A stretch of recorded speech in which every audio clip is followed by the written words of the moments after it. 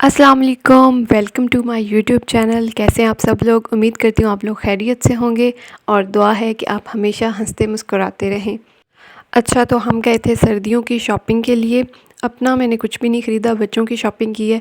और फिर मैं बाड़ा पे गई, वहाँ से मैंने मीरम की बर्थडे के लिए ड्रेस बनाना था, तो उसके लिए मैंने कपड़ा लिया।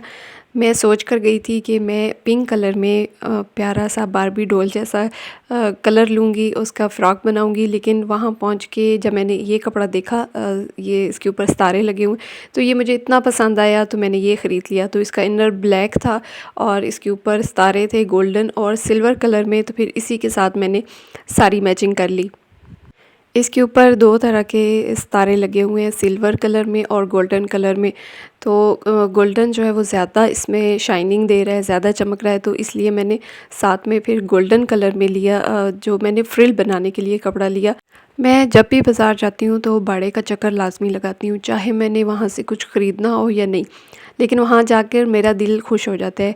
बाड़े पे सारे ऐसे कपड़े होते हैं जैसे कि मतलब शादी के लिए अगर हमने शॉपिंग करनी है तो सब फैंसी ड्रेसेस होते हैं। वहाँ पे खुला थान की सूरत में कपड़ा होता है, आपने चाहे जितना लेना है तो आप ले सकते हैं। तो मैं जब भी जाती हूँ तो वहाँ पे मैं विंडो शॉपिंग के लिए जाती हूँ और वहाँ जाके दिल खुश हो जाता है और मैं सोचती रहती हूँ कि काश अब कोई शादी आएगी तो मैं इस तरह का ड्रेस बनवाऊँगी, ये वाला ख़रीदूँगी, तो दिल खुश हो जाता है।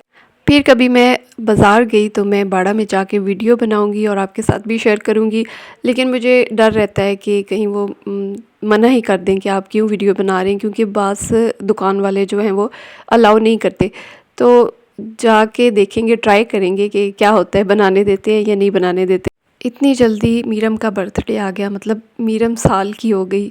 अभी कल की बात लगती है, कितनी जल्दी साल गुज़र जाते हैं। तो मैंने जब फर्स्ट बर्थडे थी मिरहा की, तो उस पे मैं ऐसे बाड़े पे जब मेरा चक्कर लगा तो वहाँ पे ऑर्गेन्जा का प्रिंटेड कपड़ा था, इतना प्यारा। तो मेरा दिल किया कि मैं इसकी फ़्रॉक बनाऊँ और वो मैंने लिया और फिर मैंने मिरहा के बर्थडे के लिए फ़्रॉक बनाया और सबको इतना पसंद आया। तो सब ने यही कहा कि तुम क्यों नहीं ख़ुद स्टिच कर लेती बच्चों के कपड़े। तो मैंने सोचा कि वाक़ई सही बात है, थोड़ी सी बचत भी कर लेनी चाहिए। चलो शादी ब्याह हो तो उस पे तो बंदा ख़रीद ले, लेकिन घर में ऐसा कोई इवेंट हो तो उसके लिए ख़ुद स्टिच कर लें तो थोड़ी सी बंदा बचत कर ले, तो ये अच्छी बात है। तो ये सारा कपड़ा जो है ये मुझे मिला 2000 में। सारा कपड़ा, इनर, साथ में कैन ज़िप वग़ैरह, तो ये सब कुछ मैंने 2000 में लिया। मतलब कि मैंने 2 फ्रॉक्स बनाई हैं तो 1000 में एक फ़्रॉक बन गया। कपड़ा भी मैंने काफ़ी सारा लिया है, जो मैंने फ्रिल्स बनाने के लिए गोल्डन कलर में लिया वो तो बहुत सारा लिया है, इतनी ज़्यादा फ्रिल्स बननी थी। स्टिचिंग का मैंने बाकायदा कोर्स किया है वोकेशनल सेंटर से, 3 माह का कोर्स था और मुझे कोई शौक़ नहीं था स्टिचिंग का, बस ऐसे ही मैंने सीख ली शोगल में। तो ये भी एक बहुत इंटरेस्टिंग स्टोरी है कि मैंने स्टिचिंग कैसे सीखी और क्यों सीखी, फिर कभी मैं आपके साथ ये स्टोरी भी शेयर करूँगी। सबसे मुश्किल मरहला था ये फ्रिल्स बनाने का। तो इतनी ज़्यादा बनानी थी, इसके लिए मैंने सोचा कि मैं मशीन के साथ मोटर लगा लूँ और फिर मैं मोटर लेके आई। फिर मैंने स्पेशल मैकेनिक को बुलवाया, उसने आके मोटर फ़िट की और जैसे ही मैंने उसको चलाया तो मीरम डर गई और मेरी गोद में आके बैठ गई और फिर उठने का नाम ही ना ले। फिर मैंने वेट किया उसके सोने का, उसको सुला के फिर मैंने आके मोटर चलाई, लेकिन मुझे ख़ुद भी मज़ा नहीं आया उस पे। मुझे झिझक सी फ़ील हो रही थी, पहली दफ़ा मैं उसको यूज़ कर रही थी, दूसरा वो बार-बार धागा तोड़ देती थी मशीन का, तो मुझे बहुत परेशानी हो रही थी, इसलिए फिर मैंने उसको निकाल दिया।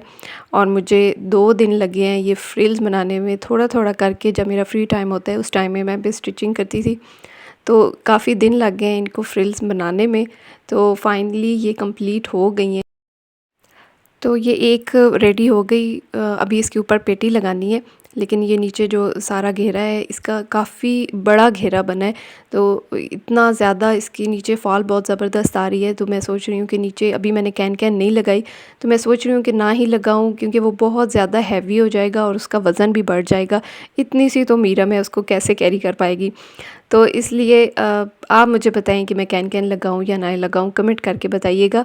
और अभी तक आपने मेरी वीडियो को लाइक नहीं किया तो लाइक कर दें और मेरे चैनल को सब्सक्राइब करें।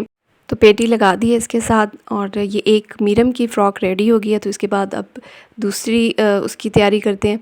तो मेरे पास थोड़ा सा ये कपड़ा बच गया है, तो मैंने सोचा कि एक प्यारी सी बो बना के बैक साइड पे भी लगा देते हैं तो ज़्यादा अच्छा लुक आएगा। तो इसलिए इसको अब कट करके इसको प्यारी सी एक बटरफ्लाई सी बना लेते हैं, और इसको मैं लगाऊंगी बैक साइड पे, बहुत अच्छी लगेगी। मैंने अपने कपड़े कभी भी स्टिच नहीं किए। घर में जो लॉन के कपड़े पहनने के लिए वो कभी कभार अपना एक ड्रेस स्टिच कर लिया। ज़्यादातर बच्चियों के लॉन के जो पीसेस वगैरह लेकर आती हूँ उनको स्टिच कर लेती हूँ, क्योंकि इतने के वो पीस नहीं होते जितनी फिर टेलर को उनकी सिलाई देनी पड़ती है। और सर्दियों में वैसे भी बच्चों के रेडीमेड ही चलते हैं। अभी मैं सोच रही हूँ कि अपने ड्रेस भी मैं खुद ही स्टिच कर लिया करूँ। जब स्टिचिंग आती है तो उससे फ़ायदा ही उठा ले बंदा। कफ़ात शायरी भी किसी चीज़ का नाम है। तो अभी मेरी ये बो बन गई है, तो इसको मैं लगा रही हूँ बैक साइड पे, और फिर इसके बाद मैं आपको इनकी फ़ाइनल लुक दिखाऊंगी। अभी दूसरी फ़्रॉक रहती है, उसको मैंने अभी रेडी करना है। तो ये मीरम का भी बन गया है, और मेरा ने जैसे देखा तो वो उसने रोना स्टार्ट कर दिया कि पहले मेरा क्यों नहीं बनाया। हमेशा आप मीरम का पहले बनाते हो ड्रेस, आप मीरम से ज़्यादा प्यार करते हो। ये बातें सुन सुन के मैं थक गई। तो ये है फाइनल लुक। दोनों फ्रॉक्स रेडी हो गई हैं और माशाल्लाह बहुत प्यारी लग रही हैं। मुझे यकीन नहीं आ रहा कि मैंने इतनी प्यारी फ्रॉक्स स्टिच की हैं। तो अभी इनको पहन के बर्थडे वाले दिन पहन के फिर मैं वो पिक्स आपके साथ शेयर करूँगी। तो माशाल्लाह ये बैक साइड पे एक मैंने हैंग की हुई है, और दूसरी फ्रंट साइड पे, मतलब दोनों साइड फ्रंट और बैक सेम ही है। तो फिर मिलेंगे आपसे एक नई वीडियो के साथ, तब तक के लिए अल्लाह हाफिज़।